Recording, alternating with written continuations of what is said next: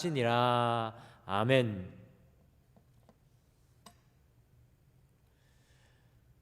사랑하는 우리 등마루 가족 여러분, 지난 한 주간을 우리 성도님들께서는 어떻게 보내셨습니까? 이번 한 주 내내 방영된 TV 뉴스를 통해서 지나간 신앙의 선배들의 복음을 위해 목숨도 아끼지 않았던 그 순교와 사랑의 헌신과 섬김으로 130년간 쌓고 이루어 놓았던 이 땅의 교회와 그리스도인들의 이미지가 일순간에 무너지는 것을 경험하는 참으로 아픈 한 주였습니다. 이 땅의 교회와 그리스도인들이 나락으로 추락하여서 저 바닥까지 무너지는 한 주간이었습니다. 밤에 서울 전역에 켜진 수많은 교회의 빨간색 십자가 네온 사인들이 마치 이 땅을 향해 흘리시는 우리 예수님의 눈물처럼 보이는 한 주였습니다. 교회가 지치고 상처 입고 아프고 삶의 소망을 잃고 절망한 영혼들의 안식처가 되어야 하는데, 지금은 많은 사람들이 기피하고 피해야 하며 경계해야 할 두려움의 장소가 되어버렸습니다. 그리스도인이라는 이름을 자신 있게 말할 수 없을 정도로 그리스도인의 신뢰와 명예가 땅에까지 떨어지고 말았습니다. 이런 상황 속에서 한 교회를 섬기는 목회자로 다른 어떤 때보다도 무기력함을 느끼는 그러한 한 주였습니다. 그러면서 이러한 세상의 한 중간에서 살아가시는 우리 성도님들 한 분 한 분을 생각할 때 우리 성도님들의 마음은 과연 어떠하실까를 한 주 내내 고민하며 생각할 때 참으로 마음이 아픈 그런 한 주였습니다. 거기에다가 코로나가 다시 재확산되어 함께 모여 예배할 수 없는 상황까지 이르게 되었습니다.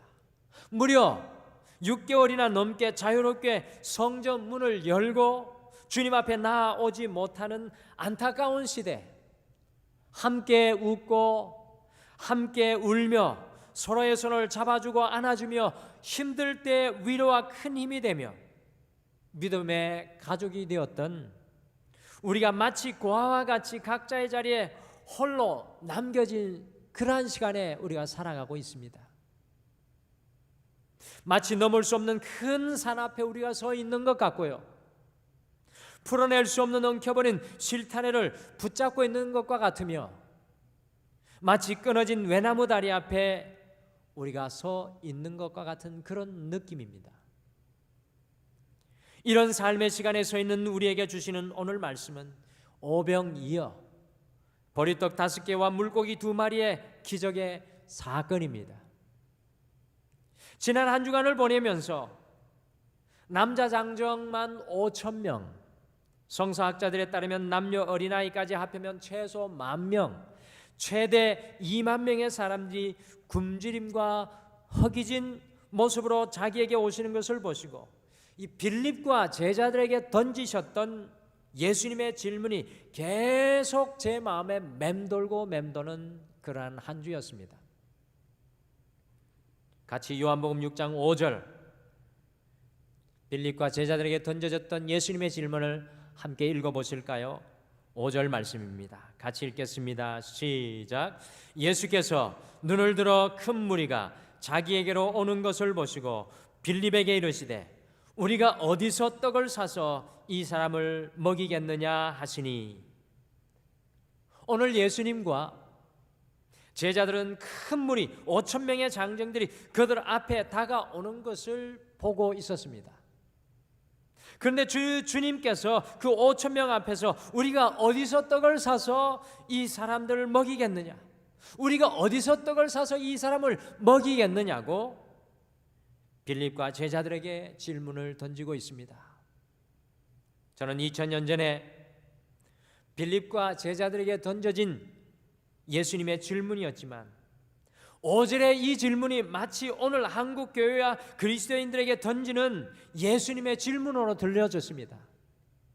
2000년 전 5,000명의 무리 앞에 서 있었던 제자들과 같이 우리의 생각과 힘과 능력으로 넘을 수 없는 지금 우리의 이 모든 어려움들이 마치 5,000명 앞에 서 있는 제자들의 모습이 아닌가 생각을 합니다.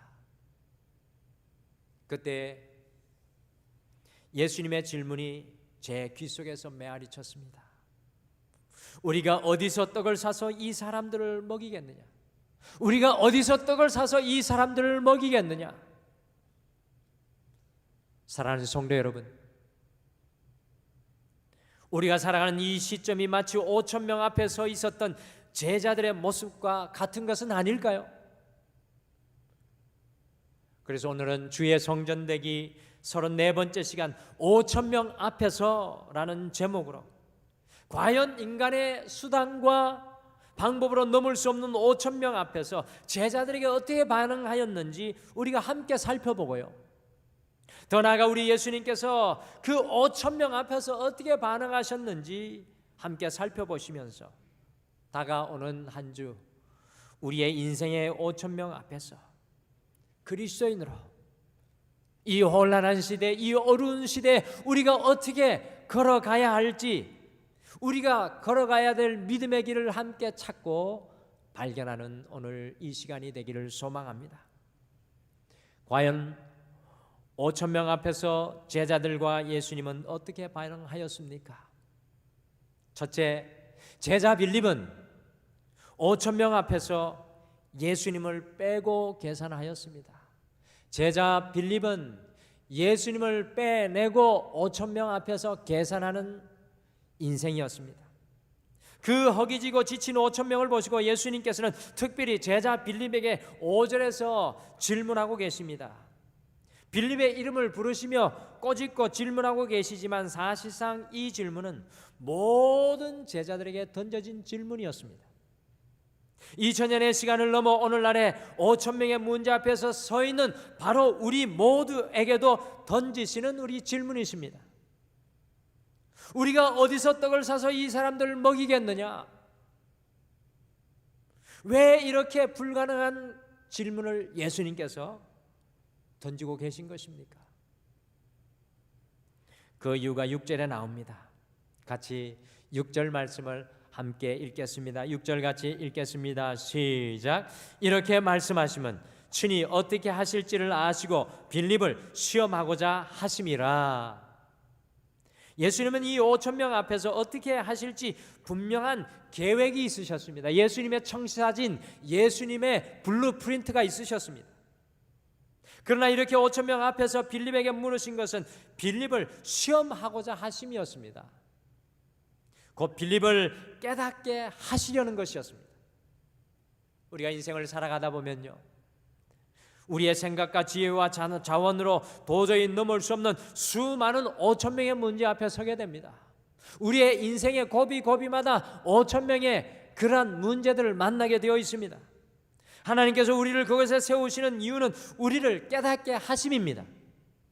지금 우리가 만나고 있는 이 5,000명 앞에 하나님께서 우리에게 보이시는 것을 깨달아야 합니다. 그것이 이번 한 주의 우리의 또 하나의 사명입니다. 그렇다면 빌립은 5,000명 앞에서 우리가 어디서 떡을 사서 이 사람을 먹이겠느냐라는 예수님의 질문에 무엇이라고 대답을 하였습니까? 우리 7절을 같이 함께 읽겠습니다. 7절을 같이 읽겠습니다. 시작. 빌립이 대답하되 각 사람으로 조금씩 받게 할지라도 200데나리온의 떡이 부족하리이다. 빌립은 5,000명 앞에서 예수님의 질문을 듣고 각 사람에게 아주 조금씩 먹게 할지라도 200데나리온의 떡이 부족할 것이라고 적극적으로 대답을 하였습니다. 빌립은요, 굉장히 이성적이고 논리적이며 합리적인 계산가였습니다. 빌립은 참 똑똑하고 총명한 사람이었습니다. 우리 성도님들께서는 한 100명 정도 한 끼 식사를 하려면 얼마 정도 들지 금방 계산이 가능하십니까? 100명 정도 풍족하게 먹으려면 얼마가 들까요? 그런데 100명이 아니라 지금 5천 명 앞에 서 있었습니다. 그런데 빌립은 5천 명을 보고 금방 200데나리온의 돈을 계산해 내었습니다. 1데나리온은 건강한 남자의 하루 임금으로 200데나리온 하면 약 한 사람의 8개월치 임금에 해당하는 돈으로 오늘날의 돈으로 환산해보면 최소 약 2천만 원 이상이 되는 돈입니다. 빌립은 정말 합리적이고 냉철하고 계산적인 사람이었습니다. 그러니 5천 명 앞에서 빌립의 계산에 따르면 어떻게 해야 합니까? 200데나리온의 그 많은 돈을 지금 당장 구할 수 없는 형편이었습니다. 또한 설사 그 돈이 있다고 하더라도 그 많은 떡을 살 수 있는 그러한 곳이 없다는 것입니다. 오늘날에도 금방 장정 5천 명을 먹일 수 있는 음식을 만들 수 있는 곳은 없습니다. 그러니 다른 성경에 보니 치밀한 빌립의 결론은요, 치밀한 계산과 빌립의 결론은 불가능하니 빨리 이 5천 명을 돌려보내자는 것이었습니다. 그러나 오늘 말씀을 묵상하면 묵상할수록 치밀한 계산과 빌립은 한 가지 중대한 실수를 하였던 것을 발견합니다. 그것은 바로 빌립은 5천 명 앞에서 계산할 때 자신 앞에 서 계신 온 세상을 창조하신 바로 그 예수님을 빼놓고 계산하였다라는 것입니다. 6절과 같이 이미 예수님은 이 5천 명 앞에서 무엇을 하실지 분명한 계획을 가지고 계셨습니다. 빌립은 예수님의 계획을 빼고 계산하였습니다. 빌립은 자신의 계산에서 예수님의 능력도 빼내고 계산했습니다. 빌립은 자신의 계산에서 이 지치고 허기진 5천 명을 향한 예수님의 긍휼과 자비와 은혜도 빼고 계산했습니다. 빌립은 정확한 계산가였지만 자신의 계산에서 예수님을 빼는 영적인 빼기 인생이었습니다. 인생의 5천 명의 문제 앞에서 예수님이 빠진 빼기 인생이 바로 빌립의 인생이었습니다. 성도 여러분, 빌립은 다른 누구가 아니라 오늘날 5천 명의 문제 앞에 서 있는 바로 여러분과 저의 모습입니다. 빌립은 너무나 똑똑해서 자신의 경험과 방법과 수단으로 계산하였지만 그것은 예수님을 빼놓은 계산이었습니다. 우리도 너무나 똑똑해서 5천 명 앞에서 우리의 경험과 가진 것이 많아서 자꾸 우리의 삶 속에 예수님을 빼놓고 계산하는 빼기 인생을 살아갑니다. 지난 한 주 뉴스와 미디어를 통해 많은 것이 방영되었습니다. 다른 모든 것은 다 빼놓을지라도 우리 교회들이 빌립과 같이 예수님을 빼놓은 그러한 모습은 아니었는지 철저하게 돌아보는 한 주였습니다. 사랑하는 성도 여러분, 5천 명 앞에서 빌립과 같이 예수님을 빼놓고 계산하지 않으시기를 바랍니다. 예수님은 이미 5천 명 앞에 당신의 계획이 있으셨습니다. 5천 명 앞에서 예수님의 능력은 여전히 유효합니다. 5천 명 앞에서 그들을 향한 예수님의 긍휼과 자비는 무한하십니다. 이번 한 주 예수님을 빼놓는 빼기 인생을 벗어나서 모든 우리의 삶의 순간에, 특별히 인생의 문제 5천 명 앞에서 예수님과 함께 계산하고 예수님의 눈과 마음으로 우리의 삶을 전혀 새롭게 바라보시기를 간절히 축복합니다. 그리할 때 5천 명 앞에서도 우리의 인생의 새로운 은혜의 역사가 시작될 것입니다.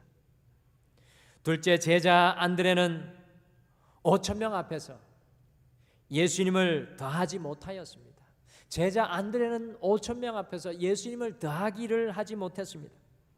빌립에게 던진 질문을 듣고 느닷없이 베드로의 동생 안드레가 툭 튀어나와서 예수님의 질문에 대답하였습니다. 안드레의 응답이 9절입니다. 같이 9절을 함께 읽겠습니다. 9절을 같이 읽겠습니다. 시작. 여기 한 아이가 있어 보리떡 5개와 물고기 2마리를 가지고 있나이다. 그러나 그것이 이 많은 사람에게 얼마나 되겠사옵나이까. 설교자들이 안드레를 보는 눈이 두 가지로 드라마틱하게 양극화되어 갈라집니다. 첫 번째, 안드레를 긍정적으로 보아서 자신이 가진 것을 예수님께 드려 하나님의 역사를 일으키는 동력을 했다는 것, 곧 안드레는 자신이 가진 것을 예수님께 가져왔다는 사람이라는 평가입니다. 두 번째, 안드레를 부정적으로 보아서 자신의 부족한 것을 주님께 가지고 오기는 하였지만 9절의 말씀처럼 그러나 그것이 이 많은 사람들에게 얼마나 되겠습니까? 라고 예수님을 몰아붙였던 지극히 현실주의자이며 냉소주의자라고 안드레를 설교가들이 평가합니다. 과연 안드레는 어떤 사람이었을까요? 저는 안드레에게 동전의 양면과 같이 이 두 가지 장점과 단점이 다 있었던 것으로 평가하고 싶습니다. 사실상 안드레는 자신이 가진 것은 무엇이든지 주님과 함께 가지고 나오는 사람이었습니다.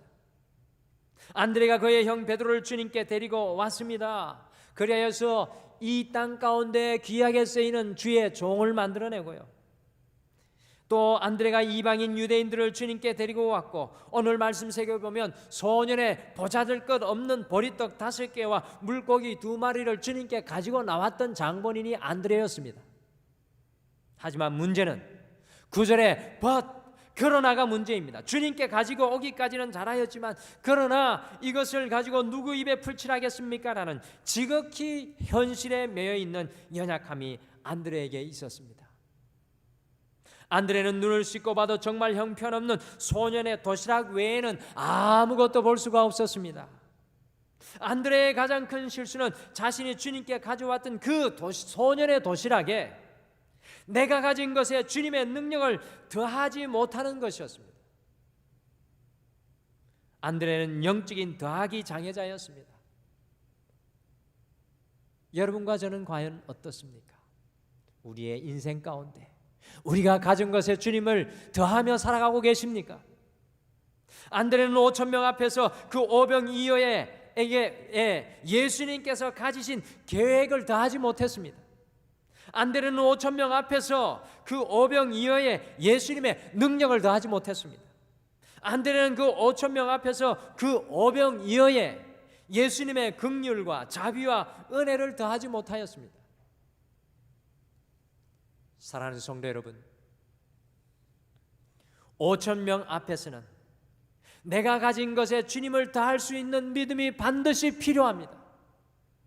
지금 이 시간은 5,000명 앞에서 살아가는 영적인 이 순간, 여러분과 저는 영적인 더하기의 역사, 예수님을 내 인생 가운데 더하는 은혜가 필요합니다. 신앙생활의 본질은 모든 상황 속에서 주님을 더하는 영적인 고백입니다. 이번 한 주 5,000명 앞에서 주님을 날마다 더하고 살아가는 영적인 더하기로 살아가시기를 간절히 축복합니다. 셋째, 예수님은 5,000명 앞에서, 우리 예수님은 5,000명 앞에서 감사로 곱하기와 나누기의 역사를 일으키셨습니다. 감사로 곱하기와 나누기의 역사를 일으키시는 예수님을 발견합니다. 그러면 과연 우리 예수님께서는 5,000명 앞에서 어떻게 응답하셨습니까? 이것이 중요합니다. 같이 11절 말씀을 같이 읽겠습니다. 11절 말씀입니다. 같이 11절 읽겠습니다. 시작. 예수께서 떡을 가져 축사하신 후에 앉아있는 자들에게 나눠주시고 물고기도 그렇게 그들의 원대로 주시니라. 아멘. 예수님의 아주 중요한 행동 하나가 나오고 있습니다. 그것이 무엇이냐 하면 그 물고기 2마리와 보리떡을 5개를 받으시고요, 하늘을 향하여 그것을 높이 들어 올리시고는 축사하신 것입니다. 축사하다라는 헬라어 원어는 유카리스테오라는 말인데요, 유카리스테오라는 말인데 그것은 감사하다라는 뜻입니다. 물고기 2마리 하니까 굴비 같은 생선으로 생각하시면 안 됩니다. 오늘 이 소년의 도시락에 들어있던 물고기 2마리는 굴비 같은 생선이 아닙니다. 거칠거칠한 보리떡을 입에 넣으면 목에 턱턱 걸려서 잘 넘어가지가 않으니까요, 갈릴리 바다에서 흔하게 잡히는 작은 생선들, 이 잡어들을 밑반찬으로 절인 것이었습니다. 그러니 보리떡이나 물고기가 얼마나 초라한 음식이었습니까?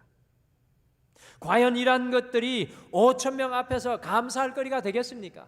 이 보리떡 5개와 물고기 2마리가 5천 명 앞에 문제에서 감사할 거리가 되겠습니까? 5천 명 앞에서 보리떡 5개와 물고기 2마리가 도대체 무슨 의미가 있다는 것입니까? 그것이 바로 안드레의 이야기입니다. 주님 의미 없지 않습니까? 라는 것이 바로 안드레의 이야기입니다.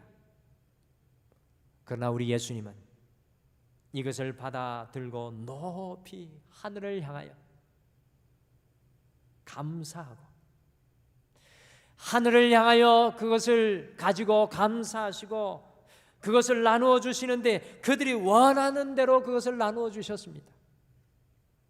사랑하는 성도 여러분, 우리의 인생 속에 감사는요, 오늘 11절의 말씀처럼 원하는 대로 채워지게 하는 곱하기의 역사를 이루는 능력입니다.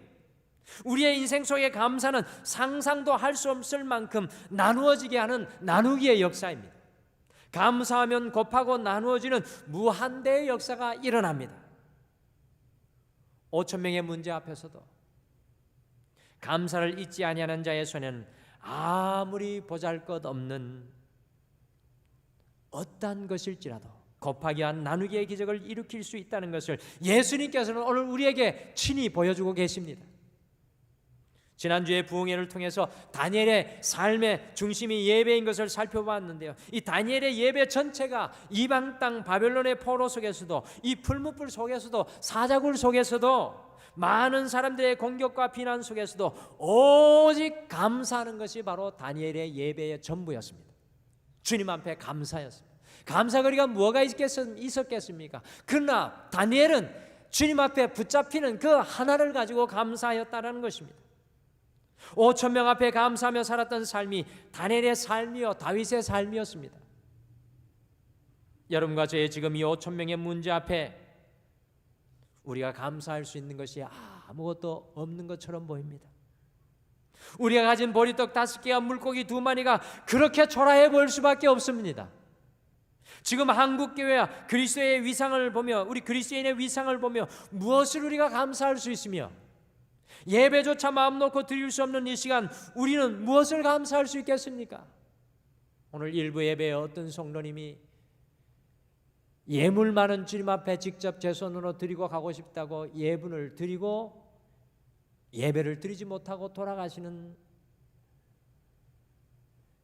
젖은 눈을 보면서 하나님, 도대체 이러한 때에 무엇을 감사할 수 있겠습니까? 라는 그러한 생각을 하지 않을 수밖에 없었습니다.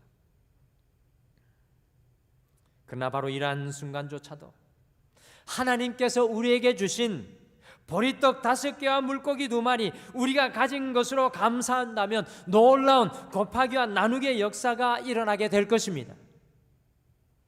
우리나라가 한참 어려웠던 시절에 밥상을 받으면 영양가로 따져 모자라는 것이 한두 가지가 아니었습니다. 그런데 눈물로 감사 기도를 드린 부모님 밑에서 자란 자녀들이 곱하기와 나누기의 역사를 이 땅에 이루어냈습니다. 감사하는 자의 밥상에 하나님의 기적이 임하였습니다. 남편이 들고 오는 얇은 봉투이지만 그것을 손에 들고 감사하는 이 땅의 어머니를 통해서 가정 속에 곱하기와 나누기의 역사가 이 땅에 일어났습니다. 사랑하는 성도 여러분, 우리의 진정한 감사의 제목은 우리의 삶의 환경과 우리가 가진 것이 아니라 우리를 끝까지 사랑하시는 우리 주 예수님이십니다. 5천 명 앞과 같은 어떠한 상황 속에서도 결단코 끊어지지 않는 예수님의 그 사랑으로 인하여 감사할 수 있습니다. 5천 명 앞에 서 있는 지금 이 순간 더욱 감사의 삶으로 곱하기와 나누기의 은혜를 삶의 현장 속에서, 가정 속에서, 직장과 사업 속에서 누리고 경험하시기를 축복합니다. 이번 한 주 우리가 우리의 두 눈을 높이 들고 우리의 두 손을 높이 들어 주님께 과연 감사해야 할 것이 무엇입니까? 지금 한국교회와 우리 그리스도인들은 2000년 전 제자들과 예수님이 서 있었던 5천 명 앞에 서 있는 것과 같습니다. 우리는 과연 어떻게 하여야 하겠습니까? 돌아오는 주 우리는 과연 어떻게 살아가야 하겠습니까? 빌립처럼 예수님을 우리의 삶 속에 빼지 마십시오. 안드레처럼 예수님을 우리의 삶에 더하지 못하는 안타까움에 머무르지 마십시오. 5,000명 앞일지라도 지금 이 순간 우리가 가진 것으로 인해서 오직 예수 그리스도에 인해 감사하며 곱셈과 나눗셈의 역사를 일으키시는 이번 한 주가 우리 사랑하는 성도님들의 삶이 되시기를 간절히 축복합니다.